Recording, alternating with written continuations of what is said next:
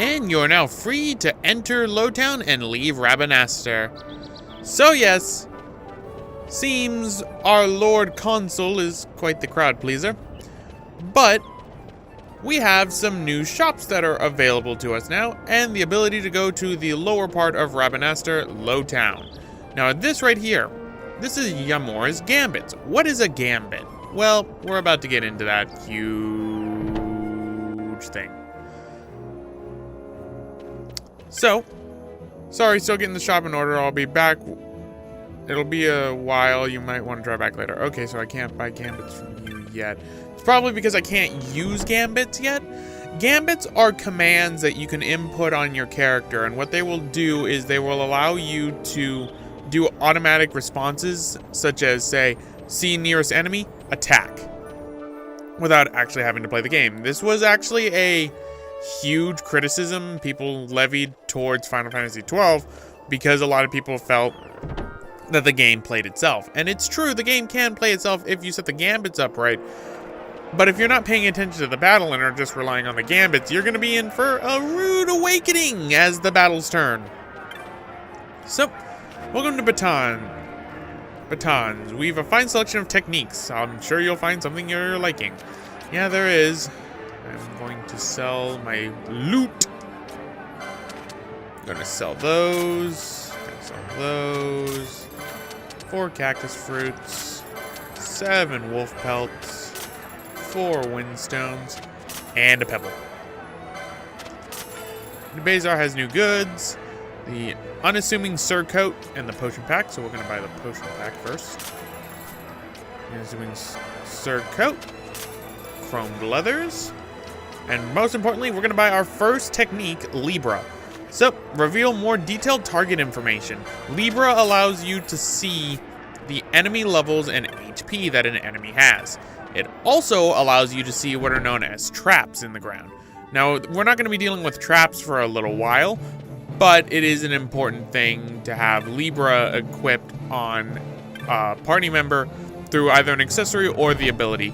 If you have the technique, it will wear off after a while, so you will have to recast it, but it does not use up NP at all. Techniques do not use MP, so you are good in that regard. Now, there should be another hunt.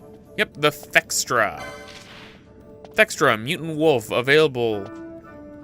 Seek brave souls for slaying a fearsome beastie. My future rests on your swift response. My name is Ghastly. Seek me in the Sandsea Tavern.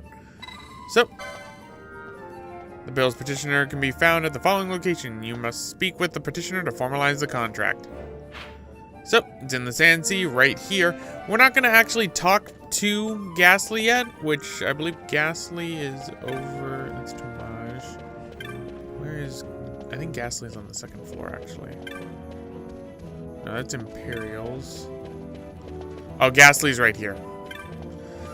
Now, the reason why I'm not going to activate that hunt yet is because we're not at a high enough level to be able to deal with that. But, let's talk to Tomage. Ah, Vaughn defeated that rogue tomato, did you? I was worried you might not be ready just yet, but you did a fine job of it. Here, your bounty for completing the hunt. Give me the loot. And we get 300 gil, potions, and a teleport stone. What is a teleport stone? We're going to get into that in a bit. Oh, I heard you stopped by the clan hall. You're one shrewd customer. I'm sure you heard all manner of things from the other hunters, but just take your time to ease into it, and you'll do fine. That's actually a dialogue that plays if you go to the clan hall before you end up doing everything else. Now, what is a teleport stone? There are different types of save crystals in Final Fantasy XII. There are blue save crystals and orange save crystals. Orange save crystals are special because they allow you to use teleport stones to transport yourself to other orange save crystals. The only need to activate them is to touch them once. So, where is the nearest orange crystal? It is down over here on the west side of Rabanastre in by the Damascan Ester Sand. Now the Wester Sand, not the Ester Sand. Ester Sand is east. That is not where the crystal is. The crystal is in the southern one towards the Giza Plains. My mistake. I do not know what I was thinking. Right, in case for this, because we're getting a little bit late in this episode. Speed up! You can see why I'm not going to be using that too often, because it kind of makes it hard to keep track of where you're going and what you're doing. Makes it great for grinding, though. Here it is, an orange save crystal. As you can see, you can teleport. You can teleport to Rabanasta. Do not do that. The teleport stones are given to you throughout the game, and later on we will have the ability to purchase them. So I'm going to purchase 99 of them in the future, but that won't be for a while. But why don't we do a little bit of showing off of areas real quick. So let's go to the Giza Plains. Get that little title card to show up. Giza is the southernmost area of Rabanasta. It has little bunnies. Fluffy little bunnies. You can also use it to show off Libra. Oh, it's still sped up. Alright, so let us use... That's... that. Libra. Additional target information is now available. The other target information that becomes available is the weakness of an enemy. So as you can see, this enemy is weak to water. This is the hyena, another variation of the wolf class of enemies. So,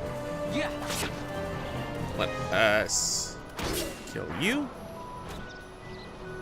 Then we have the Giza rabbit. Now these rabbits right here, most of the time in the game, they will run away from you if you attack them. This one's actually attacking, so that's a rarity. They also know cure spells, and sometimes some of the rabbits in some other areas will actually heal you, because they're nice little bunnies. Now let us go back to Rabanasta and head off towards the Wester Sand. The reason why we're going to go to the Wester Sand is because I need to show off what the Wester Sand is. I don't need to worry too much about chests, because chests inside of the Zodiac Age actually respawn unless they are one-time only chests that contain like a magic spell, a gambit of some kind, or in some instances a legendary weapon. But even then, the legendary weapon would have a chance of respawning in Zodiac Age, so it's not, all is not lost. So let us go over to the Wester Sand. This right here is the aerodome for airships. We will be dealing with that later. I just want to get the Wester Sand and the Ester Sand shown off for this title card, because it only shows up one time when you go into an area for the first time. And the reason for that is because the Dalmasca Wester Sand is where I'm going to be getting one of the first major weapons that's going to be a little bit of a sequence break in this game. And that has to deal with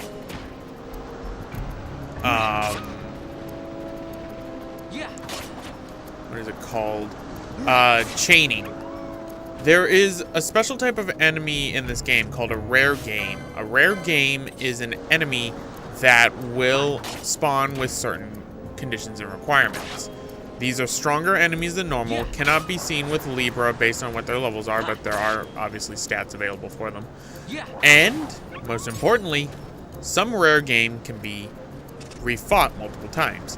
Rare game tend to have better loot, and the loot was changed around for the Zodiac Age.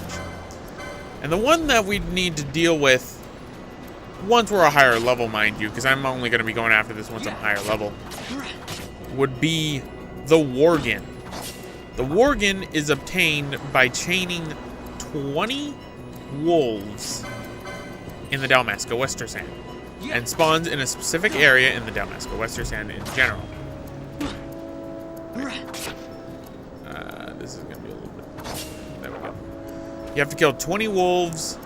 Once you do that, the Worgen appears, and you have to steal from it. The thing is, it's a very hard thing to do to steal regularly from rare game, because most of the time you'll end up missing. But there is something that helps you prove it. You might have noticed inside my bios that there are 2 sets of stats for the... what is it called? 2 sets of stats for drop rates, which are the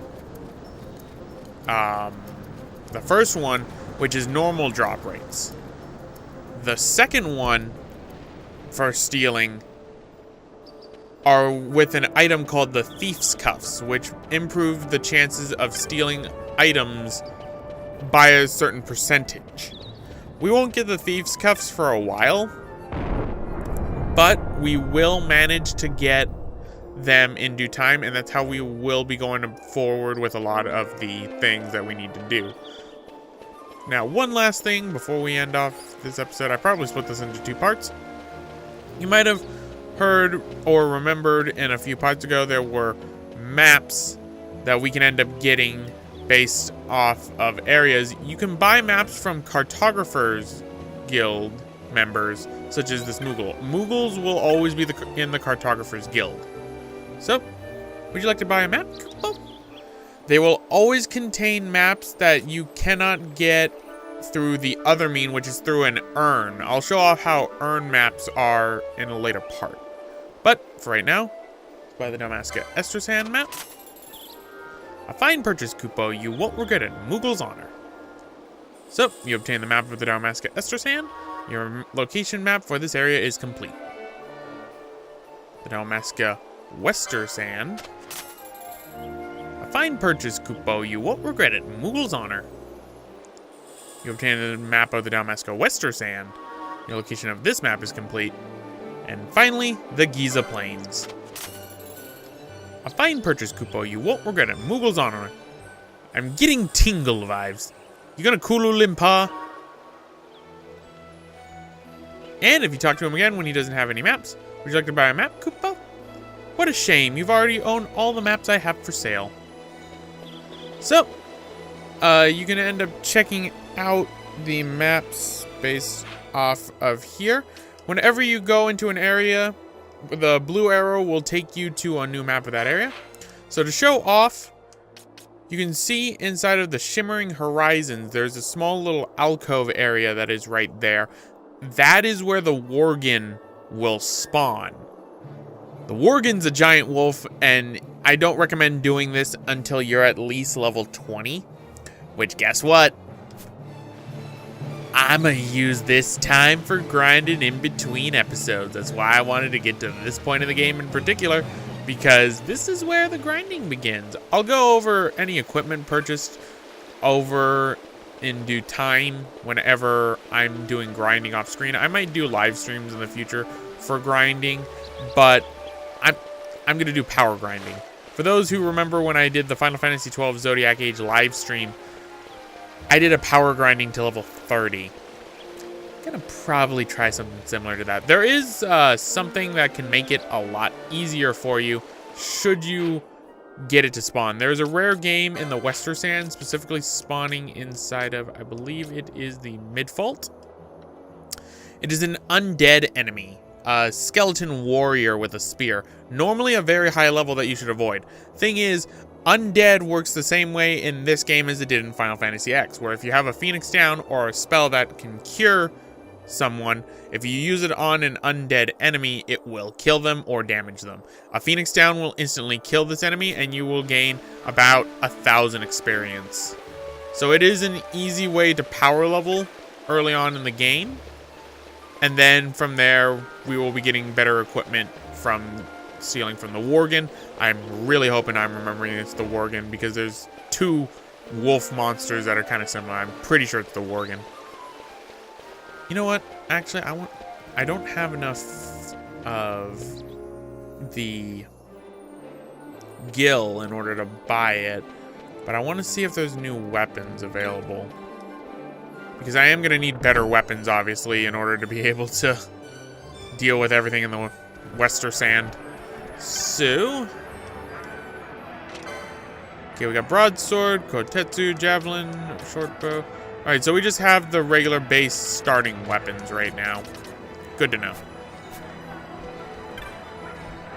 But now that I think about it, I did get a coat. Chromed leathers. So I need light armor 2 for that. Gotcha. But anyway, guys, I'm going to end it off right here. This has been Neronium. See you on the other side when I'm level 30.